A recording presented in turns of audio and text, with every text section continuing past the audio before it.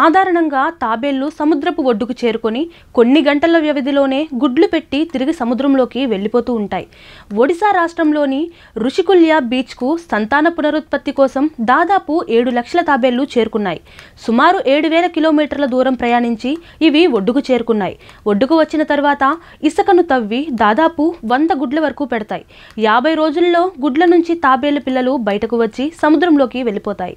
మరిన్ని latest updates కోసం చూస్తూనే ఉండండి నెంబర్ 1 న్యూస్. సామాన్యుడి చేతిలో సామాజిక అస్త్రం.